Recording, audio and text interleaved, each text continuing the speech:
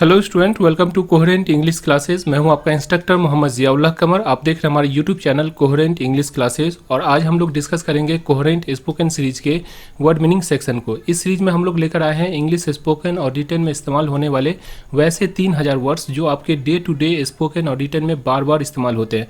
अगर आप इन 3000 वर्ड्स को याद कर लेंगे तो आपके वर्ड मीनिंग का 86% प्रॉब्लम जो है वो दूर हो जाएगा। तो आइए स्टार्ट करते हैं। पहला वर्ड है अमंग। अमंग का मतलब क्या होता है? अमंग का मतलब होता है में से या के बीच। इसका जो सिनोनिम्स होता है वो होता है अमॉन्ग्स्ट, इंक्लूडिंग, विद या बिटवीन। सेंटेंस को देखिए, who among you send the letter to whom. तुम में से किसने किसको खत भेजा, मतलब कि जो पत्र है किस में से किसको भेजा। Who among them had beaten whom, उनमें से किसने किसको पीटा।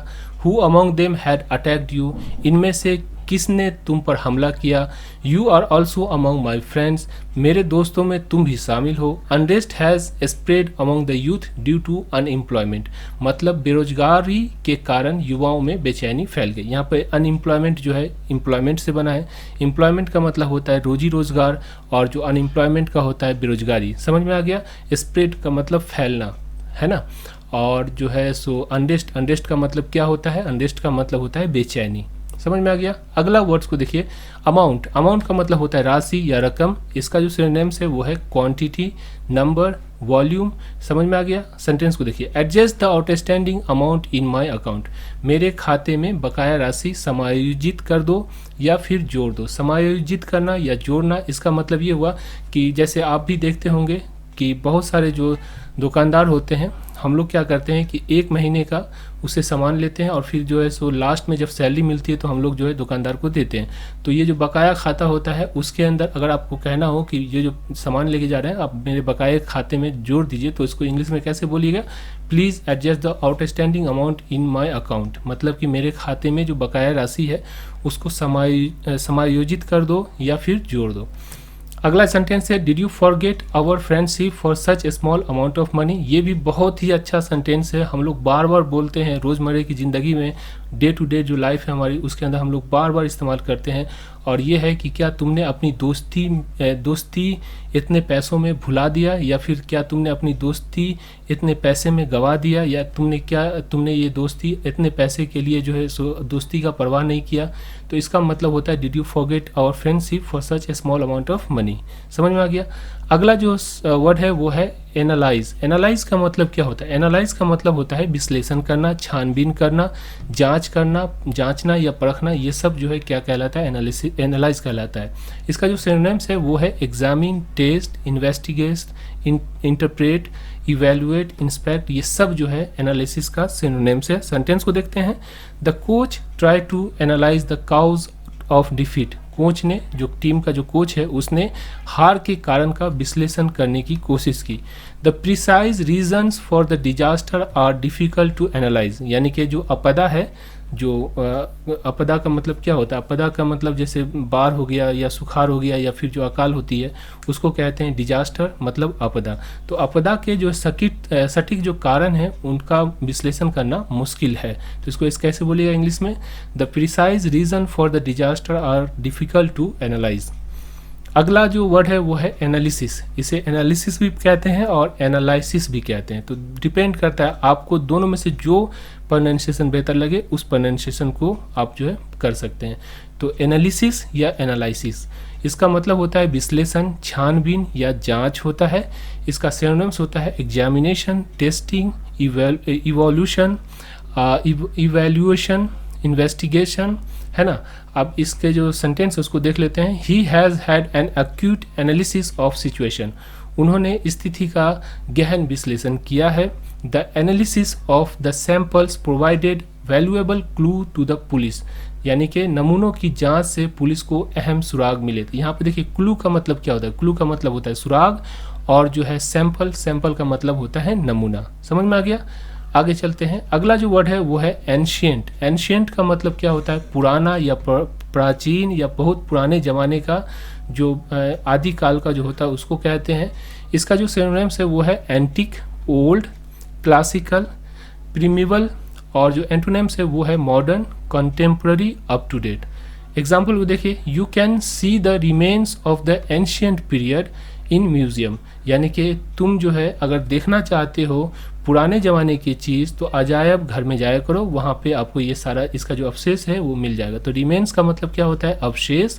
और जो म्यूजियम का मतलब होता है अजायब घर। अजायब घर वो घर होता है जिसके अंदर जो पुराने ज़माने की जो चीज़ है, आज से 200 साल 1000 साल पहले की जो चीज़ है जो बच गई है या खुदाई के अंदर मिली है, तो उसे हम लोग कहाँ करते हैं? म्यूजियम में डाल देते हैं। तो म्यूजियम का मतलब क्या हुआ? अजायब घर। अगला जो वर्ड है वो है एंड। एंड जो है बहुत ही आसान सिंपल हम लोग हमेशा बोलते रहते हैं। इसका मतलब होता है और या तथा। इसका जो सिनोनिम्स है वो है in addition to, furthermore या एज वेल एज। समझ में आ गया? देखिए sentence, and then a man appear at the gate, और तभी गेट पर एक आदमी दिखाई दिया। तो यहाँ पे एंड का मतलब क्या हुआ? और। अगला सेंटेंस है and she added that he added that he was not against the proposal, और उन्होंने कहा कि वो प्रस्ताव के खिलाफ नहीं है। यहाँ पे देखिए Ram and Rahim are helping each other, मतलब कि राम और रहीम जो है एक दूसरे की मदद कर रहे हैं। अगला जो वर्ड है वो है एंगर। एंगर सबको मालूम है, एंगर का मतलब होता है क्रोध, रोष या गुस्सा। तो इसका जो सिनोनिम्स होता है इसको कई तरह से बोल सकते हैं, जैसे रेग, आउटरेज, टेम्पर, फ्यूरी, एजिटेशन। और इसका जो सिनोनिम्स है, एंटोनिम्स है वो है कामनेस, पेशेंस, पेसिफाई। सेंटेंस को देख लीजिए, आपका जो कॉन्सेप्ट है वो क्लियर हो जाएगा। कंट्रोल योर एंगर, आप गुस्से पे काबू करो। कंट्रोल योर एंगर का मतलब हुआ अपने गुस्से पे काबू करो। कंट्रोल योर एंगर, अपने गुस्से पे काबू करो। या कंट्रोल, यहाँ पे जो आर छूट गया है, कंट्रोल यू एंगर हो गया है, यहाँ पर होगा कंट्रोल योर एंगर, अपने गुस्से पे काबू करो। She scolded him in great anger, उसने बड़े गुस्से में उसे डांटा। तो स्कॉल्ड करना मतलब क्या होता है? डांटना होता है। सी टर्न रेड विथ एंगर, वो गुस्से में आग बबूला हो गया। तो टर्न इनटू रेड मतलब क्या होता है? आग बबूला हो जाना। तो हम गुस्से में मुंह आंख जो है लाल हो जाना, तो उसको हम लोग क्या कहते हैं? Turn red. समझ में आ गया? ये जो है फ्रेजल वर्ब है। अगला जो वर्ड है वो है एंगल। एंगल का मतलब क्या होता है? एंगल का मतलब होता है कोण। जैसे 360 डिग्री का एंगल बनाइए, 90 डिग्री का एंगल बनाइए, तो एंगल का मतलब क्या हुआ? कोण हो गया। और दूसरा इसका माने होता है मछली पकड़ने की जो बंसी होती है जिससे हम लोग मछली मारते हैं, तो उसको भी हम लोग क्या कहते हैं? एंगल कहते हैं। उसके बाद जो तीसरा इसका जो माने हैं वो है नज़रिया, यानी सोच जो होती है, दृष्टिकोण जो होती है, उसको भी हम लोग क्या कहते हैं? एंगल कहते हैं। यानी आप किस एंगल से सोच रहे हैं, किस नज़रिए से सोच रहे हैं, किस दृष्टिकोण से सोच रहे हैं, है ना। इसका जो सिनोनिम्स है वो है व्यू पॉइंट, फिशिंग रॉड, मतलब जो मछली मारने की जो बंसी होती है उसको कहते हैं। और एंटोनिम्स जो होता है वो होता है लेवल। सेंटेंस को देख लीजिए, क्लियर हो जाएगा कॉन्सेप्ट आपका। You look at the problem only from your angle, आप जो है समस्या को अपने नज़रिया या दृष्टिकोण से देखते हैं। तो यहाँ देखिए एंगल का मतलब क्या हो गया? नज़रिया यानी कि दृष्टिकोण। Hold the knife at 30 degree angle, चाकू को 30 डिग्री की कोण पर पकड़ो। I catch fish with an angle, मैं बंसी से मछली पकड़ता हूँ। तो देखिए यहाँ पे एंगल का मतलब एंगल, मछली मारने वाला जो बंसी होता है उसको भी कहते हैं, कोण जो होता है उसको भी कहते हैं, नज़रिया दृष्टिकोण इसको भी कहते हैं। समझ में आ गया? आगे चलते हैं। एंग्री, एंग्री का मतलब होता है क्रोधित। इसका जो सिनोनिम्स होता है वो होता है फ्यूरियस, प्रोवोक्ड, आउटरेज्ड, इंसेंड, या फिर इसका जो एंटोनिम्स होता है वो होता है काम। काम का मतलब होता है एकदम शांत, तो उसको हम काम कहते हैं। सी इज एंग्री बाय नेचर, वह स्वभाव से क्रोधी है, मतलब कि उसके स्वभाव में ही क्रोध भरा हुआ है। Are you angry with me, क्या तुम मुझसे नाराज हो। यू गेट एंग्री अलॉट, तुम्हें गुस्सा बहुत आता है। यू गेट एंग्री अलॉट का मतलब क्या होता है? तुम्हें गुस्सा बहुत आता है। You get angry just like that, तुम तो यूं ही गुस्से में हो जाते हो, यानी कि तुम तो यूं ही गुस्सा जाते हो। तो इसको कैसे बोलिएगा आप? You get angry just like that. He become angry, वो क्रोधित हो गया। ही बिकम एंग्री का मतलब, ही बिकेम एंग्री का मतलब क्या होगा? वो क्रोधित हो गया। Why Ram use to get angry, Ram क्यों गुस्सा किया करता था। It is not right for you to be angry with me, तुम्हारा मुझ पर गुस्सा होना ठीक नहीं है। It is not right for you to angry with me का मतलब क्या होता है? तुम्हारा मुझ पर गुस्सा होना ठीक नहीं है। अगला जो वर्ड है वो है एनिमल। एनिमल का मतलब होता है जानवर, पशु, जंगली जो आदमी होता है उसको कहते हैं, या असभ्य जो इंसान होता है उसको भी हम लोग एनिमल्स कहते हैं। बर्बर जो होता है जो हर बात पे लड़ाई ठान लेता है उसको कहते हैं। गंवार जो आदमी होता है उसको भी कहते हैं। उसी तरह जो सिनोनिम्स है इसका वो होता है creature, beast, brute, live stock, cattle, barbarian, sewage, और इसका जो एंटोनिम्स होता है वो होता है स्पिरिचुअल। सेंटेंस को देखिए, क्लियर हो जाएगा कॉन्सेप्ट आपका। Animals depend on plants for food. जानवर जो होते हैं भोजन के लिए पौधे पे निर्भर होते हैं। Animals are very dangerous. Wild animals are very dangerous. Wild animal का मतलब क्या हुआ, जंगली जो जानवर होते हैं उसको कहते हैं। तो जंगली जानवर जो होते हैं वो बहुत ही खतरनाक होते हैं। Shoot the animals away from the field. यहाँ पे देखिए एक और बहुत अच्छा वर्ड आया, सू। सू का मतलब क्या होता है, सू का मतलब होता है भगाना। जैसे हा हा करके जो भगाते हैं, जैसे कोई चिड़िया हो गया या जानवर होता है उसको आवाज़ देकर जो भगाते हैं, तो उसका मतलब होता है सू करना। तो shoot the animal away from the field, यानी कि जानवर को खेत से भगाओ। Cow is useful animal. गाय जो है उपयोगी जानवर होती है। तो समझ में आ गया।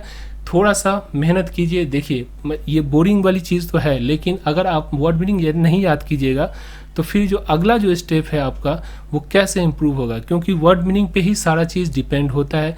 जब तक वर्ड मीनिंग नहीं याद कीजिएगा फिर सेंटेंस, हम आपका जो स्ट्रक्चर पर जो सेंटेंस बनाएंगे कैसे समझ में आएगा आपको।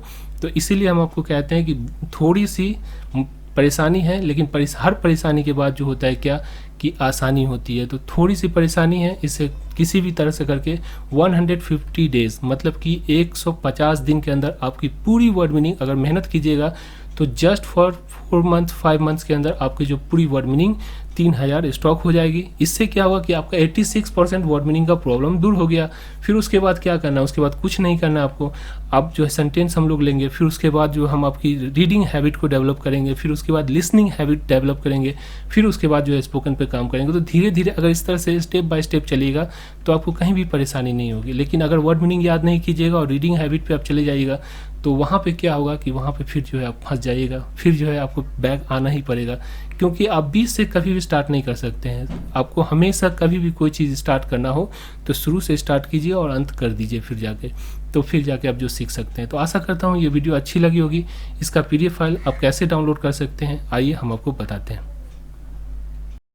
तो PDF फाइल डाउनलोड करने के लिए आपको करना क्या पड़ेगा, आपको करना पड़ेगा, एक एप्लीकेशन है, प्ले स्टोर पे जा सकते हैं या इस वीडियो के डिस्क्रिप्शन बॉक्स में इसका लिंक दे दिया गया है। ये देखिए कोहेरेंट इंग्लिश क्लासेज सर्च कीजिएगा, आपको जो है वो एप्लीकेशन मिल जाएगा, डाउनलोड कर लीजिएगा। डाउनलोड करने के बाद आपको साइन अप करना होता है। साइन अप करने के बाद जैसे ही आप अंदर आइएगा तो इस तरह का इंटरफेस आपको मिलेगा। यहाँ पे देखिए पहला, दूसरा, तीसरा number coherent spoken dictionary, coherent spoken dictionary होगा। इस पर जैसे ही क्लिक कीजिएगा, फ्री ऑफ कॉस्ट है, इसमें कोई पैसा या कोई चार्जेस नहीं लगता आपको। क्लिक करने के बाद आपको जो है यहाँ पे पूरी लिस्ट मिल जाएगी, ABC जो भी आपको पढ़ना है। सबसे पहले ए का जो है सो PDF फाइल चढ़ चुका है, B, C, D का जैसे जैसे समय गुजरेगा हम इसको भी चढ़ाते हुए चले जाएंगे। तो A पर जैसे ही आप क्लिक कीजिएगा तो A जो है वर्ड, पूरा वर्ड को एक बार में तो पॉसिबल नहीं है, तो इसीलिए इसको पार्ट बाय पार्ट कर दिया गया। ठीक है, आप जैसे मान लीजिए कि पार्ट 1 है तो उसका जो है आपको PDF फाइल डाउनलोड करना है। तो आपको करना क्या है, आपको इस पर जो है क्लिक करना है। जैसे ही आप इस पर क्लिक कीजिएगा आपके स्क्रीन पे जो है वीडियो, PDF फाइल और जो टेक्स्ट, ये तीनों फॉर्मेट में आपको जो कंटेंट मिलेगी। तो वीडियो जैसे ही मैं इस वीडियो को बना लूँगा तो ये वीडियो चढ़ जाएगी, साथ में PDF फाइल पे आपको क्लिक करना है क्योंकि आपको PDF फाइल डाउनलोड करना है। तो PDF फाइल पे क्लिक करने के बाद नीचे देखिए PDF1 लिखा हुआ है, तो PDF1 पे आपको क्लिक करना है। जैसे ही PDF1 पे क्लिक कीजिएगा एक छोटा सा इंटरटेक्स्चुअल ऐड होगा, इसे आप जो है बंद कर सकते हैं, क्लोज कर सकते हैं। जैसे ही आप क्लोज कर दीजिएगा, क्लोज करने के बाद जो है यहाँ पे थोड़ा सा समय लेगा आपको और उसके बाद जो है PDF फाइल आपके स्क्रीन पे आ जाएगी। ये देखिए आपका जो PDF फाइल है वो आपके स्क्रीन पे आ गया। डाउनलोड करने से पहले एक बार PDF फाइल को देख लीजिए, चेक कर लीजिए क्या ये PDF फाइल आपके फ़ायदे के लिए है। अगर ये PDF फाइल आपको लगता है कि हाँ ये मेरे फ़ायदे के लिए है तो नीचे बटन दिया हुआ है डाउनलोड PDF का, डाउनलोड PDF पर जैसे ही क्लिक कीजिएगा, क्लिक करने के बाद आपको पूरा लिस्ट आ जाएगा, पार्ट 1 पार्ट 2 करके पूरा लिस्ट आ जाएगा। जिस पार्ट का आपको डाउनलोड करना है उस पार्ट पे आपको क्लिक कीजिएगा। क्लिक करने के बाद यहाँ पे जो है आपको 10 से 15 सेकेंड का एक वीडियो होता है जो वॉच करना होता है आपको। आप वॉच कर लीजिएगा तो यहाँ पे डाउनलोड का ऑप्शन आ जाएगा। जैसे ही डाउनलोड के बटन पे क्लिक कीजिएगा, PDF फाइल डायरेक्टली जो है आपके मोबाइल में डाउनलोड हो जाएगी। घर पे बैठ के ऑफलाइन आप जो है इसको याद कर सकते हैं। फिर उसके बाद दूसरा पार्ट को इस तरह से आप करके जो है पूरी जो है सो वर्ड मीनिंग को याद कर सकते हैं। ये 1500 वर्ड मीनिंग है ओवरऑल। 3000 देखने में लगता है, लेकिन याद कर लीजिए क्योंकि ये बहुत ही इंपॉर्टेंट है। इसको याद करने के बाद फिर हम लोग डिस्कस करेंगे कि सेंटेंस क्या होता है, फिर उसके बाद हम लोग डिस्कस करेंगे कि स्पोकन कैसे करना है। लेकिन वर्ड मीनिंग याद नहीं कीजिएगा तो कुछ भी नहीं हो पाएगा आपको।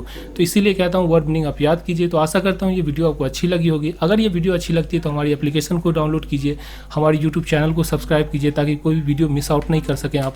और जो है जितना अधिक से अधिक हो सके अपने दोस्तों के साथ इसको शेयर कीजिए। Thank you so much for watching coherent English classes.